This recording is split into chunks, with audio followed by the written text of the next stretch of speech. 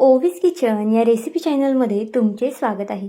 तर आज आपण उन्हाळा स्पेशल कैरीची अतिशय चटपटीत आणि अतिशय चमचमीत अशी ही रेसिपी करणार आहोत.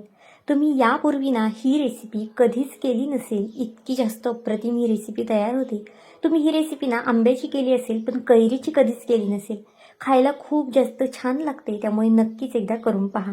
आणि आता कैरीचा सीझन चालू आहे, त्यामुळे मार्केटमध्ये सगळीकडेच अगदी सहज उपलब्ध होतात कैऱ्या. आणि जर तुमच्या घरामध्ये सुद्धा आता 2 कैऱ्या जरी असतील तरी हा व्हिडिओ संपल्यानंतर ही रेसिपी लगेच तुम्ही करायला घ्याल. तर चला आता थोडाही वेळ न घालवता लगेच व्हिडिओला सुरुवात करूया. आता इथे ही रेसिपी करण्यासाठी मी 2 कैऱ्या घेतलेल्या आहेत. आता कैऱ्या ज्या आहेत त्या आपल्याला स्वच्छ अशा पाण्याने धुवून घ्यायच्या आहेत. अगदी स्वच्छ धुवून घ्यायच्या आहेत. 1 ते 2 पाण्याने तुम्ही कैऱ्या धुतल्या तरीसुद्धा चालणार आहे. आणि नंतर बघा, कैरीला अगदी या पद्धतीने आपल्याला काप द्यायचं आहे. पूर्ण आतपर्यंत सुद्धा कापायची नाही आपल्याला कैरी, फक्त वरचं साल कट होईल इथपर्यंतच ह्याला आपल्याला एक काप देऊन घ्यायचं आहे. इथे पाहू शकता, दोन्ही कैऱ्यांना अगदी या पद्धतीने मी काप दिलेला आहे. आता असा काप का द्यायचा हे सुद्धा पुढे सांगते. तुम्ही जर अशा पद्धतीने कैरीला काप दिला तर कैरीचे जे साल आहे ते अगदी लगेच मोकळं होतं. आता एका कुकरमध्ये अगदी थोडंसं पाणी घातलं आहे. अर्ध्या ग्लासला कमी पाण्याचा वापर केलेला आहे इथे मी. आणि या दोन्ही कैऱ्या कुकरमध्ये मी टाकून घेतल्या आहेत. आता 1-2 ते 3 शिट्ट्यामध्ये अगदी आरामात ह्या कैऱ्या शिजतात. पाहू शकता, 1-2 ते 3 मिनटं झालेले आहेत आणि कैऱ्यासुद्धा अगदी आरामात शिजलेल्या आहेत. आता जो आपण कैरीला काप दिला होता त्यामुळे बघा, कैरीचं जे साल आहे ते अगदी पटकनी सेपरेट झालेलं आहे. अजिबातच काढायला वगैरे लागत नाही. त्यामुळे तुम्ही सुद्धा नक्कीच अशा पद्धतीने काप देऊन घ्या. आता जो सालीला लागलेला गर आहे तो अगदी या पद्धतीने चमच्याने काढून घ्यायचा आहे. आता हे खूप जास्त गरम आहे. तुम्हाला हवं असेल तर तुम्ही थंड करून सुद्धा याची सालीचा जो गर आहे तो काढू शकता. पाहू शकता, इथे खूप जास्त सुद्धा गर सालीला चिटकलेला नाही. अगदी थोडासा असा गर चिकटलेला आहे. जितका गर चिकटला आहे तितका इथे मी काढून घेते. नक्कीच एकदा ही चटपटीत रेसिपी करून पहा. अगदी 1-2 वर्ष आरामात टिकते. पण ही रेसिपी करताना जास्त करा, म्हणजे मग 1-2 वर्ष टिकल. कारण की जर तुम्ही 2-3 कैऱ्यांची जरी केली तरी आठवडाभर सुद्धा पुरणार नाही. इतकी जास्त अप्रतिम ही रेसिपी तयार होणार आहे. आता बघा, अगदी छान अशी ही कैरी शिजलेली आहे. आता खूप जास्त गरम आहे, त्यामुळे मी थोडीशी थंड करून घेते आणि नंतर अगदी या पद्धतीने याचा गर काढून घेते. तुम्हाला हवं असेल तर तुम्ही चमच्याने काढून घ्या किंवा मग सुरीने काढून घ्या. इथे तुम्ही पाहू शकता, आपला कैरीचा गर जो आहे तो अगदी सगळा मी इथे काढून घेतलेला आहे. आणि आता हे तुम्हाला अगदी अशा पद्धतीने मॅश करायचं आहे. चमच्याने मॅश करण्यापेक्षा तुम्ही एखादी वाटी किंवा ग्लास वगैरे घ्या आणि त्याने मॅश करा, म्हणजे अगदी छान पद्धतीने हे मॅश होतं. तुम्ही इथे पाहू शकता, मी एका ग्लासनेही छान असं मॅश करून घेतलं आहे. आता तुम्ही म्हणाल की हे आपण मिक्सरला लावू शकतो, पण मिक्सरला आपल्याला अजिबातच हे लावायचं नाही. जर तुम्ही हे मिक्सरला लावलं तर याला बऱ्यापैकी पाणी सुटेल, मग आपली रेसिपी वगैरे फसू शकते. त्यामुळे मिक्सरला वगैरे न लावता अगदी याच पद्धतीने तुम्हाला हे मॅश करून घ्यायचे आहे. कैरी अगदी मऊसूत अशी शिजलेली तर मग हे अगदी आरामात हे मॅश होतं. फक्त कैरी शिजवताना 3 ते 4 शिट्ट्या घ्या, म्हणजे अगदी तुमची कैरीसुद्धा मऊसूत अशी शिजली जाईल. तरी ते बघा, 1 ते 2 मिनटंच मी ही फक्त मॅश करून घेतलं आहे आणि अगदी व्यवस्थित असा याचा गाळ झालेला आहे. अजिबातच कैरीची फोड वगैरे यामध्ये आपल्याला ठेवायची नाही. जितकं बारीक मॅश करता येईल तितकं बारीक मॅश करून घ्यायचं आहे. आता जर तुम्ही जास्त करत असाल तर मग त्यानुसार तुम्ही इथे पुढचं जे साहित्य वापरत आहोत त्यानुसार घेऊ शकता. पण इथे मी 2 कैऱ्यांचं प्रमाण सांगितलेलं आहे, त्यानुसार साहित्यसुद्धा घेतलेलं आहे. एका गॅसवरती एक पॅन किंवा कढई तापत ठेवा. आता गॅस इथे मी चालू केला आहे आणि त्यामध्ये लगेचच आपल्याला जे कैरीचा आपण गर काढून घेतला होता तो घालून घ्यायचा आहे. गॅस फास्ट करायचा नाही अजिबातच, अगदी स्लो गॅस ठेवलेला आहे. आणि यामध्ये आपल्याला 3 चमचे इतपत साखर घालून घ्यायची आहे. साखरेचं प्रमाण इथे तुम्ही तुमच्या आवडीनुसार कमी जास्त करू शकता.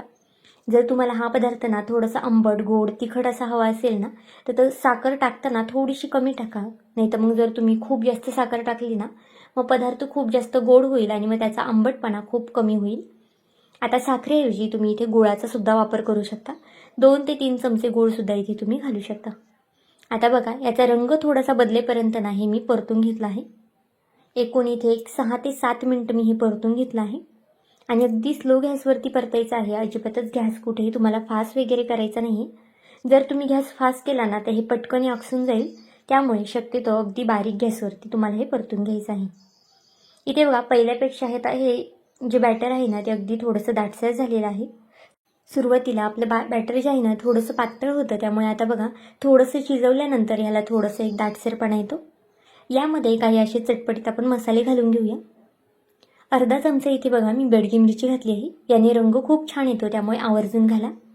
अगदी थोडासा चाट मसाला घातला आहे, थोडंसं जिरेपूड घातलं आहे आणि काळं मीठ घातलेलं आहे.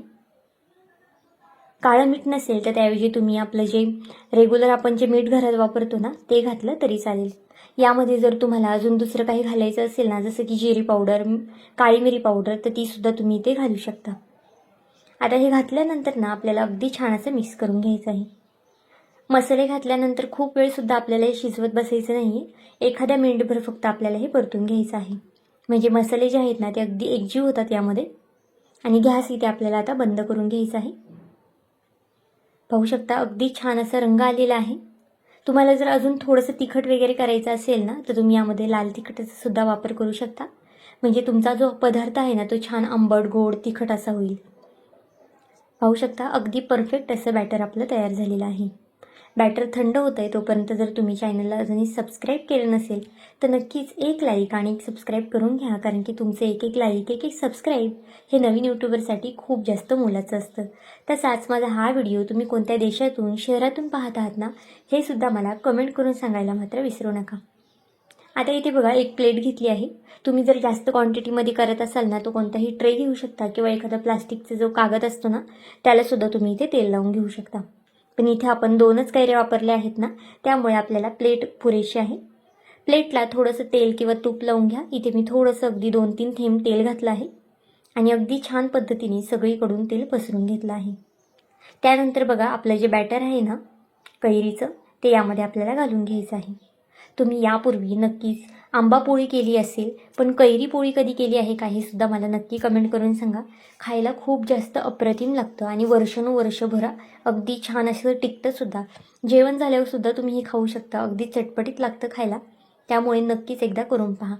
बनवायला अगदी झटपट तयार होते ही रेसिपी आणि उन्हाळ्याचा दिवस आहे त्यामुळे नक्कीच एकदा ही रेसिपी करून पहा. आता बघा बॅटर घातल्यानंतर ना आपल्याला अगदी अशा पद्धतीने हे बॅटर पसरून घ्यायचं आहे. एखाद्या चमच्याने किंवा अशा पद्धतीने स्पॅच्युलाने वगैरे तुम्ही हे बॅटर पसरून घेऊ शकता. फक्त ताटाला खाली तेल लावायला मात्र विसरू नका. जर तुम्ही ताटाला तेल लावलं ना तर अगदी तुमची पोळी वाळल्यानंतर आरामात निघणार आहे. आता अगदी कडपर्यंत हे मी पसरून घेतलेलं आहे आणि 2 ते 3 दिवस याला आपल्याला वाळून घ्यायचं आहे. कधी 2 दिवसामध्ये सुद्धा वाळेल, की जर तुमच्याकडे ऊन खूप जास्त प्रमाणात असेल तर. आणि जर ऊन नसेल, तुम्हाला जर फॅन खाली वाळवायचं असेल ना तर एक 3 ते 4 दिवससुद्धा लागू शकतात. इथे पाहू शकता 2 दिवसानंतर उन्हामध्ये मी हे वाळून घेतलं आहे आणि अगदी छान पद्धतीने असं वाळलेलं आहे. ताटाला खाली तेल लावल्यामुळे ना आपली जी पोळी आहे ना ती अगदी आरामात निघते. खूप जास्त वेळसुद्धा या पोळीला निघायला लागत नाही किंवा खाली वगैरे चिटकत वगैरे सुद्धा नाही. बघा अगदी आरामात अशी ही पोळी आपण काढून घेऊया ताटापासून. नक्कीच एकदा ही रेसिपी करून पहा. फक्त तुम्हाला 2 कैऱ्या घ्यायच्या आहे, शिजवून त्याचा गर काढून घ्यायचा आहे. काही आवडीचे मसाले यामध्ये घालायचे आहेत आणि एका प्लेटमध्ये टाकून हे वाढून घ्यायचं आहे. रेसिपी करायला खूप जास्त सोपी आहे. फक्त व्हिडिओ थोडासा मोठा झाला आहे कारण की अगदी डिटेलमध्ये दाखवला आहे म्हणून. तर इथे बघा आपल्या पोळीला रंगसुद्धा अगदी छान झालेला आहे. अगदी बाहेर मिळतात ना अगदी ट्रान्सपरंट पोळ्या, अगदी तसाच याचा रंग झालेला आहे.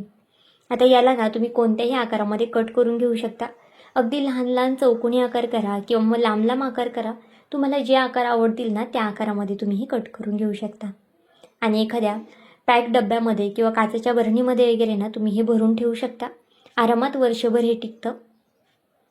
खरं तर वर्षभर टिकणारसुद्धा नाही, कारण की 1 महिन्याच्या आतच तुम्ही हे संपवून घ्याल. बघा अगदी या पद्धतीने आता याचे मी चौकोनी असे तुकडे करून घेतले आहेत, त्रिकोणी, आणि अशा पद्धतीने लांब लांब याचे स्लाईस करून घेणार आहे. तुम्हाला हवं असेल ना तर तुम्ही याची गोळीसुद्धा करू शकता किंवा मग चौकोनी अगदी लहान लहान आकारसुद्धा करू शकता. आता हे सगळे मी लाईन अशा पद्धतीने कट करून घेते आणि नंतर तुम्हाला दाखवते.